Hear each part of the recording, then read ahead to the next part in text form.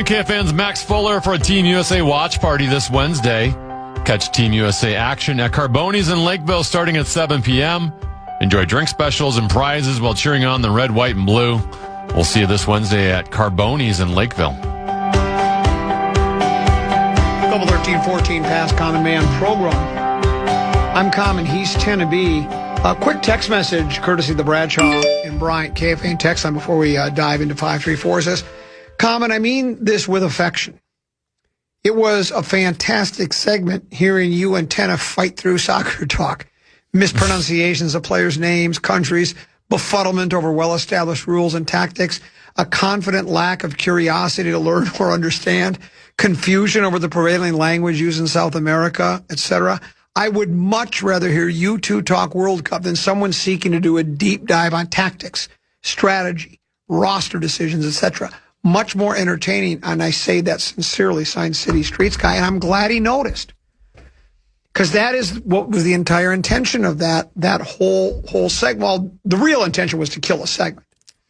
But it is, unless you're really into soccer, I don't even know how you take a deep dive into soccer. There's not really much, just like, here's the strategy for soccer. Try to put the ball in the net more times than the other team, and you will win the game. That's how it works. And so I thought it was more entertaining to listen to you, and particularly me, struggling. And I'm glad he noticed. The emailer texter wasn't insinuating they all speak Spanish in South America, was he? Well, I don't think so, no. Okay. I don't think he was. All I know is I think he was spot on. He nailed it, and I'm glad he noticed. Time for 534 now in the Fan. Time now for 5 questions. Well, actually 3, but 5 sounds like more than 4. Brought to you by Willow River Company. Question number 1. We're gonna win, Twins, we're gonna score. It's now time to delve deep into Twins territory. Crack out a home run, shout a hip hooray! Cheer for the Minnesota Twins today. Yeah, the Twins took 2 of 3 from the Rockies this weekend. They capped it off with a 3-2 win yesterday at Target Field. Connor Prelep had a career-high 10 strikeouts over 6 innings, giving up just 2 runs. Prelep joined Trevor May and Frank Viola as the only rookies in Twins history with 10 strikeouts and 0 walks in a game. Ryan Creedler hit the go-ahead home run in the 7th inning. Cody Clemens also went yard. And the bullpen pitched 3 scoreless innings.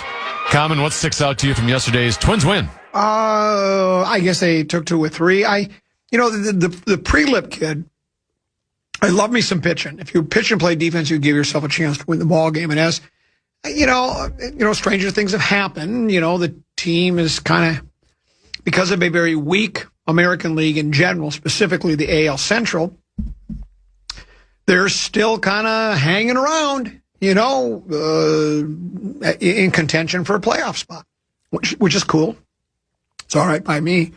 But I still feel like at the end of the day, it's not going to lead to anywhere. Like, I don't think it's going to be a miracle on ice kind of a thing, but maybe. We'll see. But as you look to the future, pitching and defense, I think, are the two. Dark said it, and he got it from TK. If you pitch and play defense, you give yourself a chance to win the ball game. It's great to outslug the other club, but once you get to postseason play, most of the best teams that make postseason have good starting pitching and a good bullpen. They just do. They'll take their runs when they can get. They also can hit a little bit. They'll take their runs when they can get it. But they got 3 starters that they go boom, boom, boom right in a row. And if you're gonna struggle to get 2, 3, 4 runs in a game, and you're gonna lose a lot of games that way. So I like that the Prelip kid is showing some, and it's been more than just 1 start. This is kind of nice. I will say that the competition was at the Rockies. Did you say? Is that who we just played? I don't know. I don't know where they've been, where they're going, where they're at. I don't think they're very good. But again, I've said this once. I've said it. They're 33-51. Yeah. So, and they're the worst record in all of baseball. So there you go. So if you've heard me say this once, you've heard me say it a couple 13, 14 times, or at least 6, 7 times. The Twins are not responsible for the Colorado Rockies roster, their lineup, their scouting, anything. So you beat them when you're supposed to. But so taking 2 out of 3, that's nice. And I like that Prelip look pretty good. It's always good to see your starting pitchers pitch well. Question number 2. It's time now to consider the course. Haran Ryu won her first career major, winning the KPMG Women's PGA Championship yesterday at Hazeltine. Ryu lost her one-shot lead quickly yesterday when she bogeyed the first hole after a 3.5-hour weather delay. She then bogeyed 3 of the first 5 holes, but she regrouped, shot a 2 under 70, including 34 on the back 9 for a 13 under 275 and a 2-shot win over Ina Yoon. Common, did you catch any of the action at Hazeltine over the weekend? And if so, your thoughts? I watched quite a bit of it yesterday. I was, do you ever on a lazy Sunday afternoon when you're watching TV, just don't doze in and out regardless of how much sleep you got? I mean, I found myself missing chunks of it because I was falling asleep taking cat naps. Unintended cat naps, but they were there. Golf is a great napping. Yeah, it is. It really is. Yeah, it was.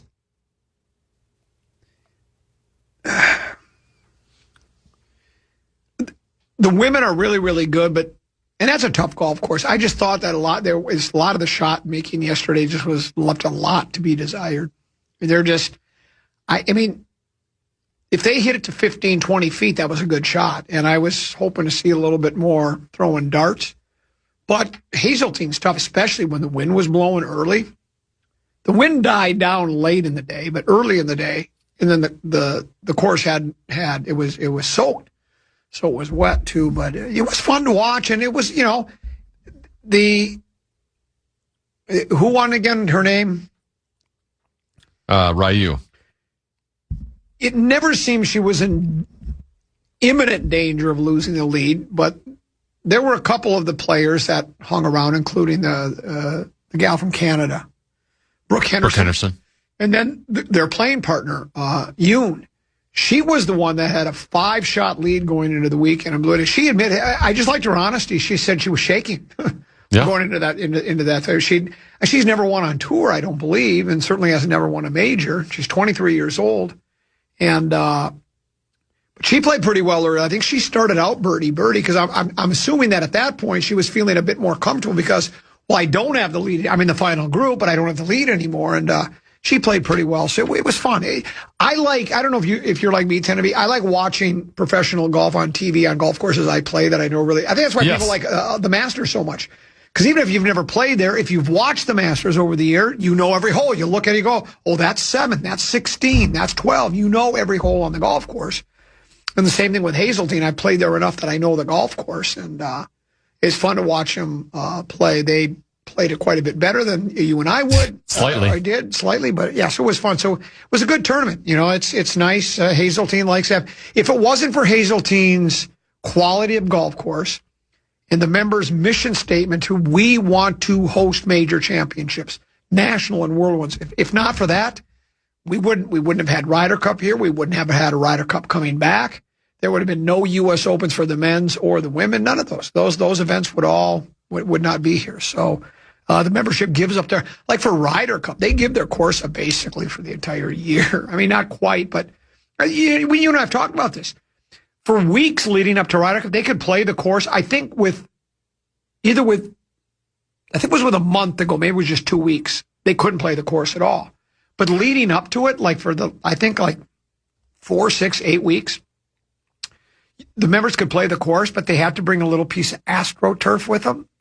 So you'd hit your tee shot off a tee, then it would go on the fairway. You have to pick it up, set the AstroTurf down, and put your ball on that and hit it because they didn't want to divot on the golf course for the Ryder Cup. Can't have a divot. Have to have a perfect golf course. So, but yeah, so it's fun. And then of course we don't get major golf at 3M, but 3M Open signed another 5-year contract. Scotty's coming to town. I've heard rumors that Rory might be coming now too. So really? Yeah, I heard that's just rumors. And again, maybe people are maybe that's just clickbait speculation, but that would we'll be see. Huge crowd out there, I bet then. Yeah. Oh, heck yeah. Question number 3. It's time now for a look at the Lynx. Yeah, all they do is win. They won again in Dallas, 85-77 yesterday. Olivia Miles, she finished with 21 points, 8 assists, 3 rebounds. Natasha Howard had a double-double with 21 points and 14 boards. Kayla McBride was 4 for 10 from 3, scoring 17. And with the win, Cheryl Reeve tied Mike Thibault's all-time regular season wins record with 379. She has a chance to break that record Friday in New York. Common, your thoughts on another Lynx win? I want to defer to you on this. Not so much because I want to hear your opinion, but mostly because I'm having leftover pulled pork and old style potatoes. That potato, speaking of potatoes, I love that potato rattle the base. It's so good. So, because I do think you have paid a little closer attention, which isn't hard. Paid a little closer attention to the WNBA than me. Could this be, I know it's early, could this be the best Lynx team ever? They don't seem to lose to anybody. And this rookie point guard they got, Olivia. She might be the best player in the league right now. Yes. As a rookie. I mean, you can at least have the conversation about it. I get it. There's some that have a little more experience, a little more staying power that you know. But you need to, like, at least, at the very least, just watch like a highlight package of her. Like every game, there's a highlight package of her just making these dimes for passes that nobody else in the league makes. Like the way she sets up her teammates, even though she's a smaller guard, she can get to the lane and score at will. So then they have to respect it, and then she just dishes it out to people like Kayla McBride at the 3-point line, and she hits them. And they're doing it all, as you mentioned, without their MVP from last year. And who knows if she gets healthy, how she incorporates herself into this team. I mean, you could argue at that point it might be the best team, and obviously they got to win. And we've had some pretty good Lynx teams. They won 4 championships in 7 years. But I would say the potential's there for you to say it, yes. Yeah. Obviously, you got to take care of business. Yeah, and it's. I brought this up a couple of times. I really thought, why didn't you take the tall girl from UCLA? Those 6'7" centers don't grow on trees. They obviously took the right player. Like you say, she could be, you could probably make the argument she's as good as anybody in the league right now. And she's only been a pro for, well, however many games the Lynx have played is how many years she's been a pro. So yeah, the Lynx are, do you like parades? It's looking like there's a distinct possibility we'll get one with the Lynx. We do a quick one? Question number 3. It's time now for multiple choice. Common, which headline at ESPN.com would you most likely click on? A, sources, clips Raptors in talks on Kawhi trade. B, ex-Titans Cards running back Johnson says he has ALS. C, sources, Harden Knicks' option, eyes new Cavs deal. D, Hovland beats Scheffler in Quick Travelers playoff. Or E, Gray no-hitter ends in 8th, Red Sox sweep Yankees.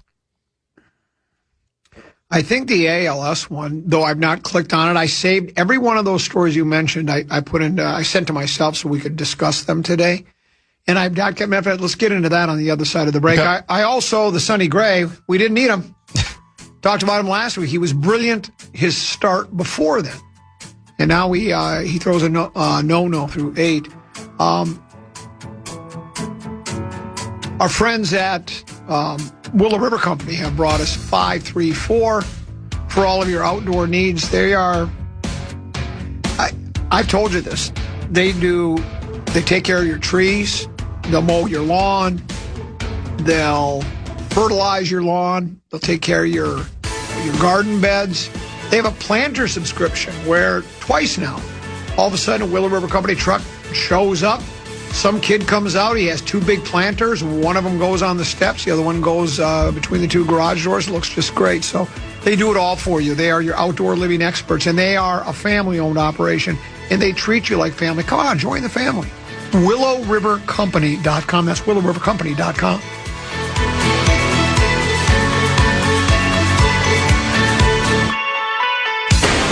And that's it for today's edition of 5 Questions. Well, actually 3 questions, but 5 sounds like more than 4. The Common Man is really repetitive and super boring. Mall of America's summer mystery prizes are back, and we are bringing them to you all summer long. Come grab yours at KFAN events throughout the summer, and wherever you see our KFAN street team, then make sure to redeem them at Mall of America for fun prizes and big discounts. See full list of events at KFAN.com. Keyword calendar. Couple 13-14 past. What are the chances the legendary Mark Rosen joins us tomorrow at 2 o'clock after hip surgery a week ago today? No chance, right? Have you heard from him? I have a better chance of shooting a 62 next time I play golf. I think there's a better chance you'd shoot 62. I agree with you. I think there is. You're getting ripped. Yeah. Tanner doesn't like that the U.S. men's soccer coach is from Argentina, but he didn't mind Lou Nanny running USA hockey. Funny, Louis from Sault Ste. Marie, Ontario, Canada. You didn't have a problem with him running? I think I was, not even born when he was running USA hockey, but... Your response should have been, okay, Larry Mandela guy. Okay, Larry Mandela guy. Yeah, because that was Larry Mandela guy trying to get you going. He's a dual citizen, isn't he? What does it say about Louis? Louis Vincent Anthony Nanny, born June 2, 1941, is a Canadian-born American, former National Hockey League defenseman and general manager. He played in the NHL with the Stars between 68 and 78, and then served as the GM of the team from 78 to 88. He also coached the team briefly during the 78-79 season. Internationally, Nanny played for the American national team at the 1968 Winter Olympics and the 1976 and 77 World Championships, as well as the 76 Canada Cup, and managed the American teams at the 81, 84, and 87 Canada Cup. He is a member of the United States Hockey Hall of Fame and of the International Ice Hockey Federation Hall of Fame. So, yes, I don't know if you got dual citizenship, and it won't matter once Canada becomes the 51st state anyways. It's not going to make any difference. Never mind at that point. Think of how good our hockey and soccer teams would be then when it comes to Olympics tend to be. When we can combine both Canada and the United States. Oh, be unstoppable. Country. You know, your mama can't stop us. Your daddy can't stop us. The police can't stop us. The Royal Canadian Mounted Police couldn't stop us. Dudley Do-Right couldn't stop us. Nobody would be able to stop us. Speaking of hockey, we had an NHL draft. We didn't have any, first or second round picks. Is that right? And we traded two of our later picks to move up.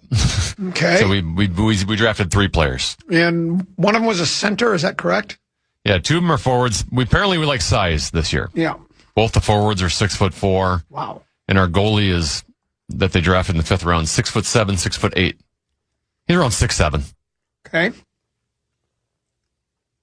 Can you tell me anything about? I'm not going to be able to break down 3rd and 4th and 5th round NHL draft picks much more than. Let me ask you this. Yeah. Somebody sent me a quick little video, and I don't know if he was just pulling my leg. There was a Penn State commit for hockey that's 7'1". I did see that person was drafted. 7'1". There's the little highlight thing.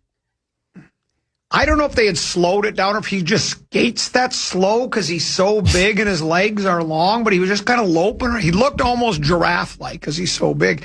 That has to be, and maybe, I'm sure somebody in the world has thrown on a pair of skates that's 7'6", right? Wembanyama maybe has had a pair of skates. Is there ever been a hockey player that's 7'1"? And why isn't he playing basketball? Well, that's what I don't know. You would think that would be the Wolves should have drafted him this year, even though he's never played a lick of basketball. He's a hockey player. But yeah, 7'1". The tallest guy I can think of is Zdeno Chara, who had a very good career, probably Hall of Fame career with the Boston Bruins. But at 7'1", there's only so much court. You could take up half the rink defensively with your wingspan, but correct. How you can keep up with the coordination of it, I don't know. Yeah, that's the. I don't know. Is again, I'm not paying as close attention to collegiate hockey as I once did, particularly Penn State. Are they a hockey? They're good. They are good. Yeah, they're Big Ten. Yeah. Okay.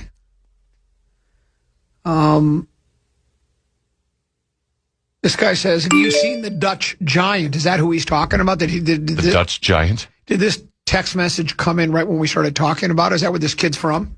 The 7-1 kid? Does it say where he's from? That just seems like they seem... So now he's 7-1 without skates, I think, right? Yes. I mean, skates had how many? Another... 3 inches. 3 inches? He's 7'4". It's insane. Rosie's not back yet. Funny, he's doing his podcast. Now I hear that he's doing his podcast. Oh, yes. The tongue does work. Isn't it funny? So we'll see if he manages to come in at all.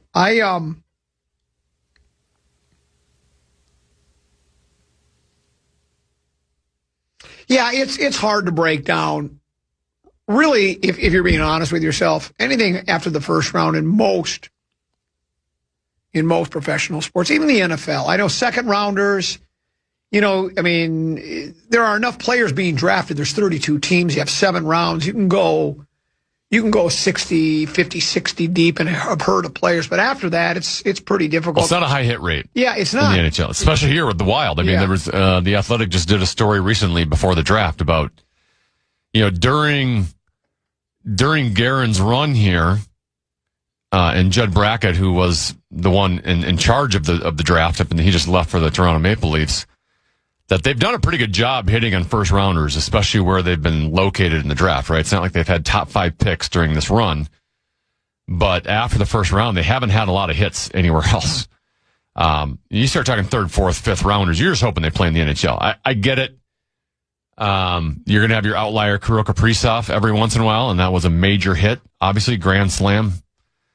But 3rd, 4th, 5th round, you just want to get an NHL player out of it. You're not expecting anything star-related. You had mentioned your last 534 question was, which headline would you be more apt to click? Mm-hmm. And this was the one, former NFL running back Chris Johnson, known as CJ2K for his 2,000 yards for Titans in 2009, reveals he has ALS. He said so in a television interview that aired today. Spent 10 seasons in the league and last played in 2017 for the Cardinals. He said on ABC's Good Morning America that he was diagnosed with the fatal nervous system disease last year. He said, honestly, I don't know if you really fully process it. He said, using his eyes to communicate through a computerized speech generating device during the interview with Michael Strahan. At first, you're in shock. Then you realize you have 2 choices. You can give up or you can fight. And I chose to fight. ALS, the acronym for amyotrophic lateral sclerosis, as commonly known as Lou Gehrig's disease, is a neurodegenerative condition that affects nerve cell communication with muscles throughout the body. The disease leads to muscle weakness and can cause deterioration of the ability to move, speak, and breathe. Tim Shaw, who had a 6-year career as a linebacker in the NFL and was a teammate of Johnson's with the Titans from 2010 to 2022, was diagnosed in 2014 at age 30 with ALS, and he is still alive. It says Johnson, who also played 1 season for the Jets, first noticed weakness in his right hand and trouble with his grip. He was still working out daily a year ago. Now he can't hold a cup or speak on his own. He said, your mind stays sharp. People sometimes look at a person with a physical disability and assume you're not still the same person inside. I still think the same. I still dream. I still love my family. My body just doesn't cooperate. His wife is his primary caregiver. He says, she hasn't left my side through any of this. My kids are also a huge part of why I keep going. Every day I wake up wanting more time with them to make more memories and just be their dad. They give me a reason to keep fighting. He's been participating in experimental treatments with the goal of extending his life and helping the medical field. He says, if it helps even one person get diagnosed sooner, inspires more research, or gives another family hope, then it's worth it.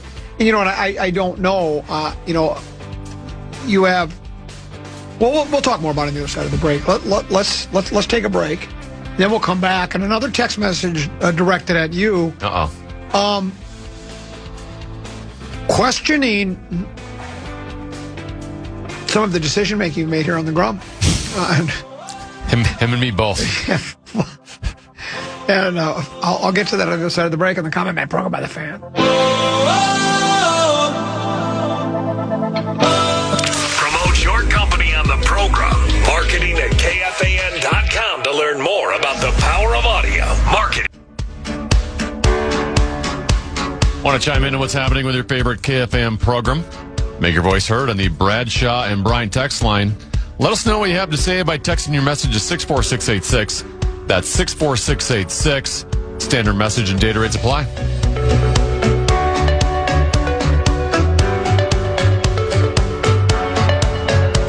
13-14 past here on the Common Man program. We were talking about former NFLer Chris Johnson, who has ALS. Professional football players, what I've read, are roughly 4 times more likely to develop and die from ALS than the general population. This risk is believed to stem from repetitive head trauma and concussions, while the likelihood of developing the disease increasing the longer an athlete plays. You know, it's happened to fighters too. Scotty Ledoux. They call it boxers whatever it's called. Same thing from repeated blows to the head. And I remember Scott said the same thing. He had trouble buttoning his shirt. Just like Johnson said he had trouble grasping a cup of coffee. That's where it starts. And then all of a sudden the symptoms get worse and worse. And yeah, there's no cure. And generally, I don't think people, if one of his former teammates has had it since 2014 and he's still alive, that's 10 years, and I don't know what the longevity is for ALS. I guess I could Google it. Maybe you could, Tenneby. 10 years seems like a pretty long amount of time for ALS, but then again, I'm not an expert on the disease, nor do I try to pretend to be. But average life expectancy is 2 to 5 years. 2 to 5, see? So it's like he's gotten 10 out of it. His former teammate, that's pretty good. And Johnson says all the right things. It's either give up or try and fight. So he's going to try and fight. And so that is the best way to approach it. When I saw the interview, I knew it was one of those that deteriorated your body. I didn't realize that you couldn't talk. Yeah. And he was doing an interview with Michael Strahan, and they have some sort of unbelievable technology. Where you do it with your eyes. Yeah. Right? But it's his exact voice. Correct. And yeah. Somehow he's able to talk through his eyes, but, his mouth clearly isn't moving. We,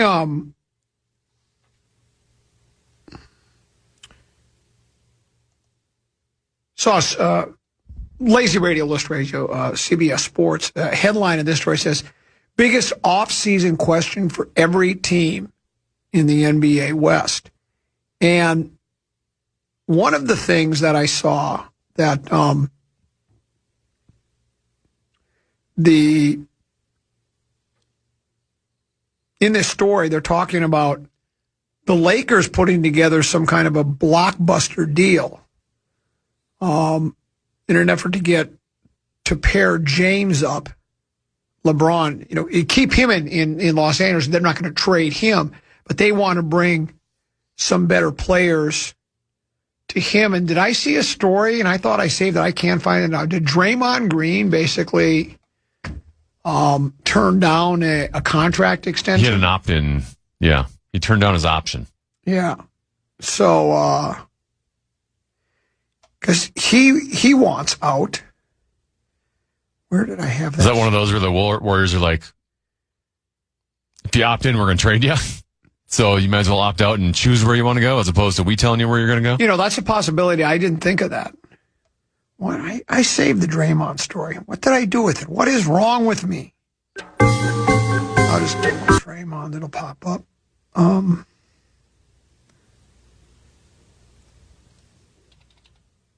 Hold on.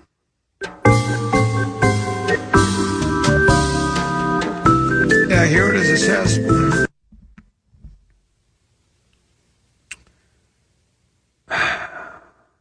Draymond Green declines player option as Warriors prepare to pursue LeBron James. And that's the story. They want to pursue LeBron James and Anthony Davis. Yeah. Street close. Draymond Green's reportedly declining his $27.7 million option with Golden State. The move technically allows Green to enter the free agent market. It also affords the Warriors to do a longer-term deal with him at a lesser annual value, giving them the flexibility to pursue LeBron James in free agency and Wizards center Anthony Street Close Davis via a trade to potentially create a new veteran-heavy, star-filled lineup around Steph, Curry, and Green, according to those who are familiar with the deal. They want to be the oldest team in the league, don't they? Kevin O'Connor writes sports for Yahoo, and he reported that a trade for Davis would likely have to include Jimmy Butler, who is on an expiring $57 million contract while he recovers from a torn ACL. He writes, the Warriors would also have to include draft capital. They have 2 future firsts and 4 first-round swaps to work with in any deal. Sources say the Warriors hope adding Davis would help lure LeBron to L.A. to the Bay Area once free agency officially opens Tuesday. The pitch would be simple. Reunite with AD, team up with Curry and Green, and play for Steve Kerr and chase one more championship with a roster of legends. It makes sense. LeBron's chased titles before. He left Cleveland and took his talents to South Beach because he wanted to win a title. And, I can make an argument for you. There are people in the basketball community that don't like that. It irritates them. They'll always use the example and say, LeBron James never would have done that, or Michael Jordan never would have done that.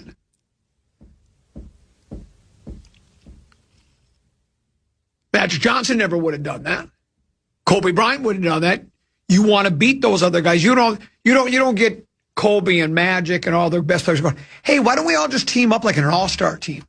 We'll get the 5 best players in the league. We'll all team up on the same club, and we'll just win a bunch of world titles.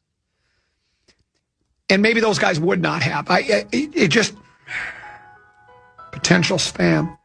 And there was a time when I tend to agree with that I don't think Jordan and those guys had any interest in doing that. They would rather beat those guys rather, there's the old, if you can't beat them, join them, but yeah. I think they'd rather beat them. And if I don't, there's no other reason for LeBron to continue to play other than to chase one more title, right? He's 41. He's won, I think, 4 NBA championships. You're playing for legacy now. Jordan has the most, right? Is that correct? Does he have 6? Yes. I don't think he has the most.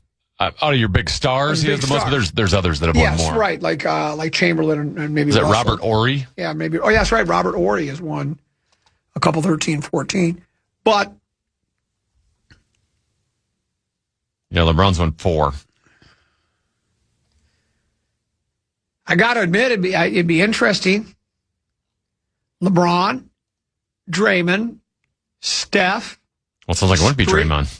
Street close. Well, this was saying it could be Draymond too, though. That's what this story was saying, that it could be both. He would opt out and then come back in? Yeah. Street close. Let's go, right? And Steph, I'd watch it. I think it would. I wish Jimmy Butler could stay there with them. Well, yeah, that would be even better. I mean, it would be an aging superstar team. It wouldn't bode well, I think, for the Wolves. I mean, the West is already tough enough with Oklahoma City, last year's champs, and then this year's runners up to the NBA title, San Antonio Spurs. I mean, Connolly himself admitted we got our butts kicked by OKC last year. We got our butts kicked this year by San Antonio. And those two teams, at least for the near future, I don't think are taking a step backward, right? Now, as time goes on and they have to pay those players on Oklahoma City, they'll have to pay everybody on San Antonio. Well, those teams will probably start to break apart, right? You can't pay everybody. So, but for Golden State, right? that doesn't mean anything because they're done by the time. That's correct. But so now if they're able... They're playing to win right now. Yeah, and let's say this does happen. Let's say they do figure out to create super team in Golden State. Well, then they all of a sudden, I mean, a team with those players, I don't know how they all mesh. I don't know if... Obviously, LeBron and Steph played each other with the Team USA. They got a little chemistry with each other. They do, yeah. I mean, the gold medal game in which they won, it was basically those two down the stretch playing off of each other. And I don't believe they would... I don't think there'd be any envy and jealousy with that group of guys, right? I think they'd all be having... This would be fun. They're all in the twilight of their career, so it's not like there's like, I'm not getting enough touches. You know, like where the Wolves get moody when certain players don't get as many touches as they want, they don't score as many points as they'd like, then they get a little moody, and then the team doesn't function as well together. Is LaMelo moody, by the way? Have we heard any indication? What I read was... Two different people use the word, if this is a word. Is unserious a word? Well, it's basically the motto of noon to 3. Wait, hold on. Unserious. That he doesn't really take it seriously all the time. And then, I mean, he's had injury problems. Last year was the most LaMelo's played, I think, in a season ever. He played like 70-plus games. So maybe his injury issues are a thing of the past. But, God, if he comes up lame, can't play, 2 games here, 6 games here, misses a month there, well, what are we going to do? We've traded everybody. I know some of these are swap picks, but, I mean, our most valuable pick we had going into the draft this year was the 2033 first-round pick. That's 7 years from now. And I saw the quote from Conley. I'll find it. I'm almost certain I saved it, where he was quoted as saying, well, I'd rather get fired trying. Which, as we've said before, I guess... To me, it sounds like he's trying to get fired. Well, what it is he wants to win, and he wants to win now, and I think so do Laurie and Rodriguez. They're not, especially A-Rod's in to win, right? Didn't he win some world titles in New York? Did he win world championships? So he wants to win. And so you're not really worried about the future. You're just worried about, the next season. But like I say, it's just like, And the truth of the matter is, let's say you're Connolly, and let's say this doesn't work out. Let's say it's an abject failure. He'll get fired. Then, well, he's gone. He'll get another job somewhere. If he does, he's made a lot of money, and then he leaves. He leaves Minnesota, goes back to wherever he's from, wherever he likes to live. Wherever he'll make his new home, and then he'll leave the rest of us going, well, had a couple of nice runs there, but it didn't work out, and now we have the cupboard is completely bare. We have no draft picks. Ant wants out. You're not going to win a lot of games with Beringer and McDaniels. Those two ain't going to carry you anymore. So that's the danger of it. Yeah, I think you and I have talked about Connolly that I feel like a lot of the faith fans have in him is a little unwarranted. But if he loses his job here, he'll go get another job somewhere else, and the media is going to say he was the architect of Joker and the Denver Nuggets. And then they're also going to say architect of the Wolves back-to-back Western Conference Finals when they had never got, had only been there once in their history. When really, he didn't draft Anthony Edwards. He didn't draft Karl Anthony Towns. He was given a lot to work with. Yes, that is correct. And I feel like he's kind of maybe throwing some of that away. Yeah, and then you could say he was also he was the architect. He's also the guy that drove the bulldozer that raised the team to the ground too, right? Because there's not going to be much left. I mean, it's the window is about as open as it's going to be, and I don't know how long it stays open. I know I saw another. I'd like to find that quote from Jalen Clark. I mean, if you don't screw it up, you have an Anthony Edwards who's, 25 years old at this point? The window should be open for a while with a star like that. But. Yes. I'll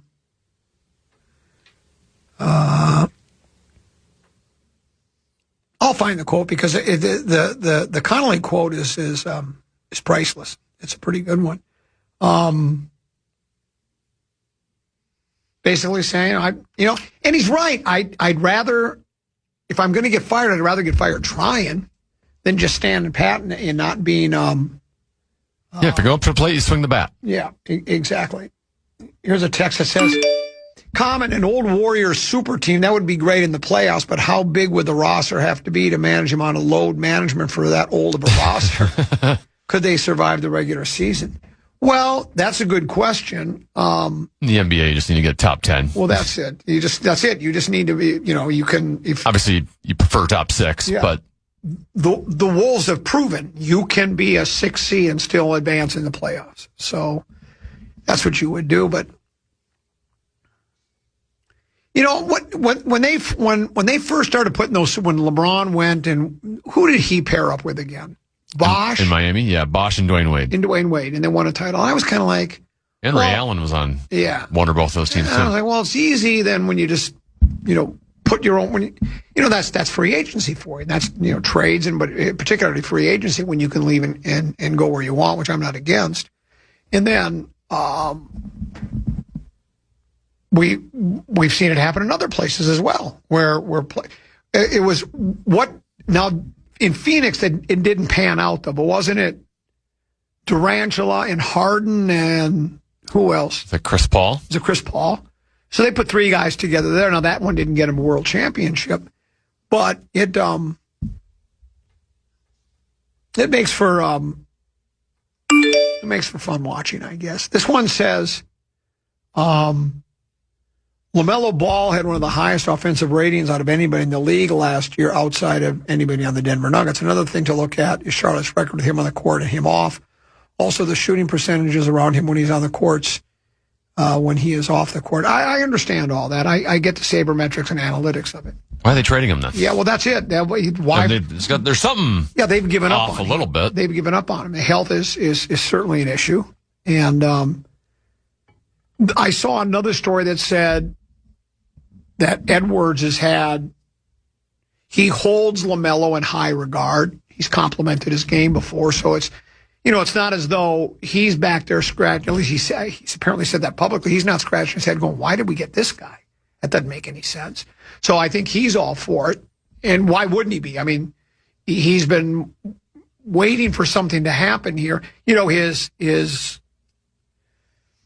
think he and Big Meow they became pretty fast friends, and I think they liked playing together. And I think that, while I don't think Edwards was, I don't remember him saying, and maybe he did and I missed it, saying anything publicly denigrating the trade of Big Meow. I certainly don't think he was.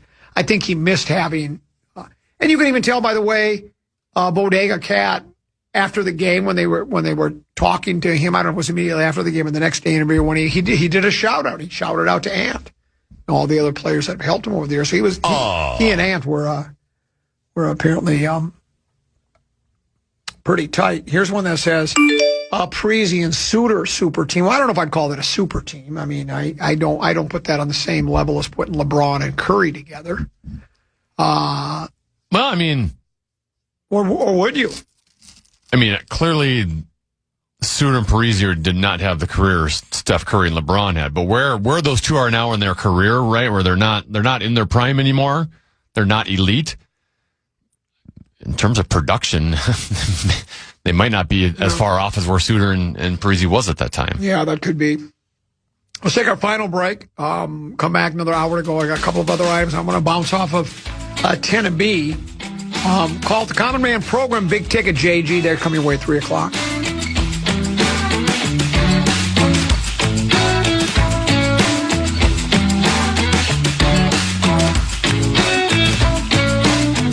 The Common Man. It's the same damn thing every time. It never